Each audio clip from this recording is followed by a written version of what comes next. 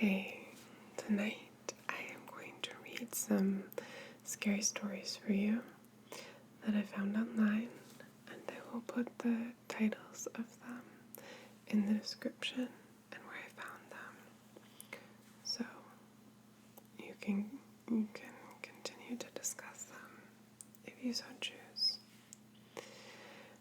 Tonight I have just 3 stories for you. One is very short and the other 2 are long. So the first one, let me just say too, some of them, especially the longer ones, have to do with scary people in the world, not necessarily just supernatural events. So if you don't like that kind of thing, just find another video so you can sleep well, and it will be so much better. Okay. The first one is a short one called Mirror Mirror. So it goes. My son used to sleepwalk a lot when he was around 8 or 9 years old. I'd wake to find him in the hallway outside of my bedroom, just shifting from foot to foot, eyes open but unseen. Creepy as F, let me assure you. One night I woke to a knocking sound, not hard, just sort of a rhythmic tap, tap, tap. It was my son's head as he tried to walk through the wall. So far not scary, just my kid being a little creepy through no fault of his own. But years later, his brother started doing the same thing, and in the same spot. Fast forward a couple years later, and we're doing a little renovation. We took down the nasty wallpaper in the hallway and found that there was a mirror there underneath the thick wallpaper. A mirror. My boys had been trying to walk into a mirror. This next one is called Camera Obscura. Not a ghost story, but it's one of the scariest things that's ever happened to me. It happened during my freshman year of college when I was back in my hometown for Thanksgiving break. I'm from a small town in New England, the kind of place you can't wait to get away from because nothing ever happens there. I guess maybe this was my town's way of getting back at me for thinking like that. It was late on the Wednesday before Thanksgiving. I was at a friend's house, happily reunited with my best friends from high school because we were all home for the holidays. A fog settled in that night owing to the classic New England mix of chill and humidity. As I drove home, I went by our town's library, which is situated next to a small duck pond. The fog was extra thick over the water and illuminated by the lamp posts surrounding the pond. It gave an eerie golden glow. Being the film student that I was, I had my camera with me, as always. Without thinking, I turned my car around and pulled into the library parking lot, which overlooked the pond. I considered walking down to the pond for a moment, but something told me not to do that. It wasn't fear, not yet. I remember not feeling any fear at all, just excitement about the sight in front of me. But still, I didn't get out of my car, and that decision probably saved my life. Instead, I kept my car running, headlights still on, and rolled down my window. I stuck my arm out the window and took a few photos of the fog in the pond. I pulled my arm back inside and looked over the photos. They're pretty terrible, given how bad of a technique I was using. This was the first time something felt wrong. As I looked at the photos, I just felt, the best way I can think to explain it is that sometimes I have nightmares about being in open water. I know that there are sharks swimming beneath me. I can't see them, but I know they're there. I realized I was having that same feeling in my waking life as I looked through these photos. I felt the danger before I saw it. I looked up from my camera, fully alert, and peered in front of me, but I saw nothing for a moment. Then a figure materialized out of the darkness around the pond and into the beams of my headlights. It was a man. He was wearing dark jeans and a black zip-up fleece jacket. His hair was dark and short. I don't remember his face. He He was walking in the direction of the library, in the direction of my car. I waited, not wanting to let my fear take over. Maybe he wasn't walking toward me. Maybe he was going to the road. But he kept coming toward me, walking faster and getting closer. I remember my window was down and quickly rolled it up. Then he was right in front of the hood of my car, and I could tell beyond a shadow of a doubt he was staring straight at me. The look in his eyes, his face was expressionless, but his eyes were intent, determined. The moment we made eye contact, the moment I saw that look, I just reacted. I don't remember feeling panic or fear, just being more alert than I had ever been. I never took my eyes off the man, and I threw my car into reverse, and I spun out of the parking lot I was in. But I went the wrong way. Instead of turning my car towards the exit, I turned toward the back parking lot. Yeah, there was another exit I could get to, but I would have to drive around the entire library to get there. Either that or reverse all the way out onto the road and risk hitting something, a tree, another car. I didn't want to risk crashing. Then I'd have to escape. So I decided I would go around the library. It would take longer, but it was the safest option. All these thoughts went through my head in an instant. The man ran to get in front of my car. One of my biggest regrets in life is not running him over then and there. But I didn't. I put my car in drive and waited. He stopped running once he was in front of the car, and then he took his time. He walked slowly around the hood of my car, staring at me the entire time. Our eyes followed each other. He smiled. The moment he was clear of the front of my car, two things happened. He lunged for my car door. I floored it. I remember the sight of my car sailing past his outstretched hand. I drove as fast as I've ever driven, taking the corners at speed around the library. As I came out the other side, the exit was in sight, but the man wasn't. I drove as fast as I could towards the exit, and as I got in front of the library again, I looked over and saw the man running as fast as he could to get to me. I sped out of the library parking lot and onto the main road. The police station was a block away, and I made a beeline for it, still driving recklessly fast, hoping to be pulled over by a cop. I got to the police station, and that's when the fear finally settled in. I sat in my car and cried, breathing raggedly, completely frozen. I couldn't get out of my car. I was terrified that the man had followed me there, and that as soon as I got out, he would get me. A police officer came out to my car and escorted me inside. They must have seen me on their security cameras. I spoke with a female sergeant. I told her what happened. I gave her the best description I could. They immediately sent cars out, but no one was found. I assumed that the man was after my car, my camera maybe, and I said that out loud. The female sergeant looked at me and shook her head. She said, "I don't think he was after your car or your camera. He was after you." Alright, and this last one is called A Little Hole in the Wall. Okay, here goes. Writing this makes me want to barf.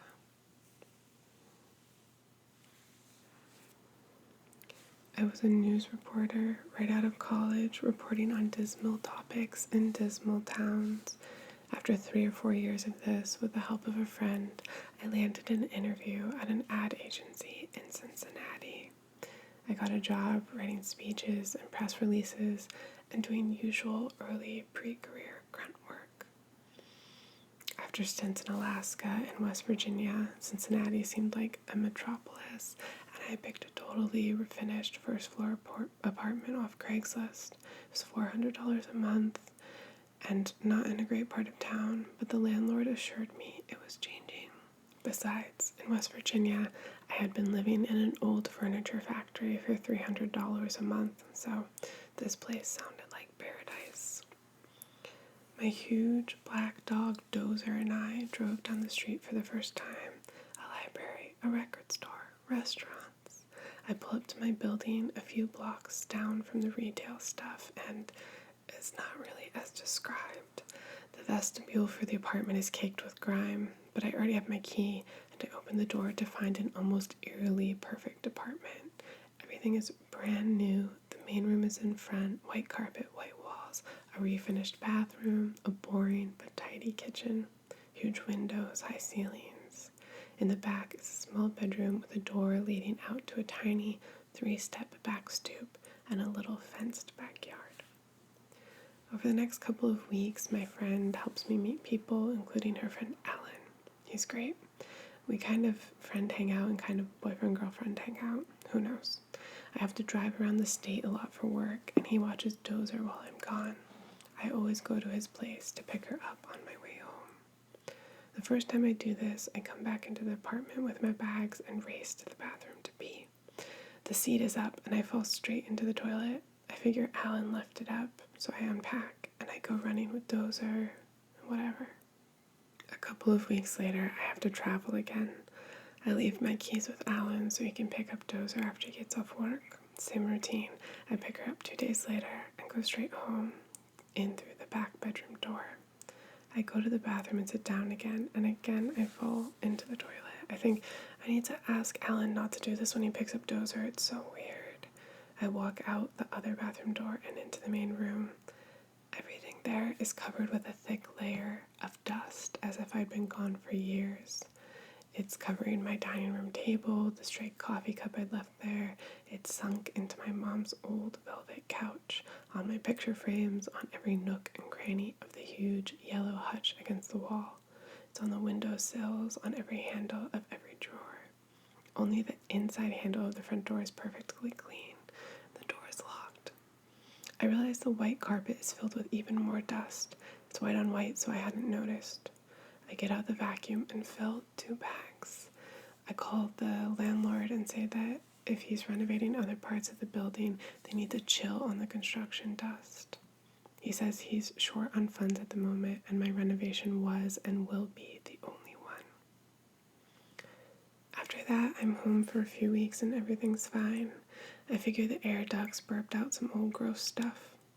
For my next trip, the usual come home with Dozer and the seat's up. I teased Alan about it, and he'd said I'd never use the bathroom in your apartment. I go out into the main room, and the box of pictures from college I'd dragged around for a couple years was on the dining room chair. Every spring break picture of a girl in a bathing suit, some sorority outfits, a towel, anything sexy. They were all arranged neatly in a grid on the dining room table. I can feel my blood rushing in my ears. I walk through every room, look under the bed, open the front hall closet with a pair of kitchen shears in my hand. Nothing. I call Alan politely, remembering that I don't know him all that well, not really, and ask him about the pictures. He'd seen nothing like this, he says, and doing such a thing would be hella creepy. His words. I'm so afraid that I can hardly hear him. I call the landlord to see who else has keys, but he's not picking up. I call over and over. I don't want to leave Dozer there. I've just been super weird to Alan, and I don't want to sound insane, so I'm just standing in the apartment. I end up taking a picture of the picture grid with my digital camera to prove to myself that it happened, cleaning it up, making a sad dinner, and spending the whole night talking to everyone I can think of on my flip phone. It was 2005. Until I fall asleep. The doors are locked, Dozer's on the end of the bed, and every light is on. I'm in the office or at home with Dozer all week. Every time I walk into my apartment, I'm terrified, but it's just her waiting, wagging her tail. I get cool about Alan again. After all, my friends know him. He's fun. He doesn't seem like he would be weird. Still, the next time I travel, I drop Dozer off at his house and I don't leave him a key. He insists on coming with me when I go back to the apartment. Sitting neatly in the middle of the back stoop is a small black rectangle. I bend down and pick it up. It's the remote control for my fancy digital camera I used as a reporter. Under it is a sheet of paper. It's a printout of the picture I took of the grid of swimsuit pictures left on my dining room table. Alan goes in the house for me. Everything is locked tight, and my camera, the most valuable item I own, is gone. The living room is covered with deep dust. The front doorknob is pristine. I don't clean anything. I leave and go to Alan's place where I drink as much as possible. I call the landlord again. He says he has a key in Seattle, and I have a key in Cincinnati, and that's all he knows of. I call the non-emergency police, but the police are swamped in 2005 Cincinnati. They tell me a neighbor probably has a copy of my key and that all the north side landlords are grifters to get my own deadbolt to keep valuables locked in the trunk of my car. They'll take a report if I'm willing to drive to the station. I buy deadbolts for the front and back doors. I spend as little time in the apartment as possible. I try to break the lease, but the landlord won't let me out, and I can't afford to do anything else. I spend a lot of time with Alan. On the next trip, I come back to find my toilet seat up and a bunch of my food gone. On the trip after that, it's just a day and a half, so I ask Alan to drop in and check on Dozer, do her walks, keep her company. Nothing happens. Trip after that, Alan takes Dozer. Everything's normal. I check the mail, still nothing but junk circulars, same as the past 2 months. Nothing I order arrives, so I start having things delivered to my office. But this time when I open the front hall closet to put my coat away, there's the entire past 2 months of mail. Online orders, packages from my mom and faraway friends, all my bills. They're crushed, open, ransacked, soaking wet, and streaked with dirt. I just run out into the street on this sunny day and everything's normal, but I can't hear. I'm too scared. And slowly I realize that the street is busy and my huge dog is out here, and I get myself together enough to hold her collar and sit on the curb. I turn around to face the building. A face at the very top window in the attic sinks below view. Other stuff disappears over time. A collection of coins my dad had given me from the places he'd visited, more food, any drop of alcohol I buy. But nothing ever happens to me. No one breaks in when I'm home. There are no menacing figures at the window, no creepy feelings at night, and the face in the attic starts to feel like a dream. I even go up there. There's just a bunch of people's extra stuff in storage. There's gotta be someone with a key, I decide, and I'm making a good chunk of this up. The longer things are normal, the more it fades. I barely sleep. It makes everything feel even dreamier. And then one night, I'm getting dressed cute to go out. I use the blackness of the long windows to check my reflection. I put on my shoes, and one turns white. It's dust again. It's not all over like before. It's concentrated around my huge hutch. I get out the vacuum and get to work, teetering in heels, but it's piled around the side of the hutch, which is hard to move. I turn off the vacuum, brace my legs against the couch, and push the hutch out toward the center of the room. In the wall is a hole the size of a man. The dust, of course, had been from the sawing. My company put me up in a hotel after that until I could move. My landlord let me break the lease. Later, during the process of getting a felony conviction, I learned that 2 men did all that stuff specifically to scare me, that they sat peeping through the gap at the back of the hutch for months. One lived in the apartment next door. The wall opened into a little pocket between the apartment stairwell and the basement. They hid it with plywood. My neighbor described it all for me in court, smiling. They watched me check myself out in the full-length mirror, cook meals, watch sad movies, flirt with guys on the phone, do sit-ups, talk to Dozer, have the occasional cry, go to the bathroom, everything. They kept a hoard of snacks from my kitchen in the wall to enjoy while they passed the time. My long kitchen knife was found in the wall, plus a boning knife I didn't recognize. But they didn't want to come in while Dozer was home, and I was never without her. Every morning on the way to work for 6 months, I'd driven past a wanted billboard featuring one of their faces. I have never lived alone again. That's the end. I don't blame her. And I'm home alone tonight. That's scary. Please stay safe and listen to your gut out there. I hope you enjoyed these scary stories, and I hope they weren't too scary. And I hope you sleep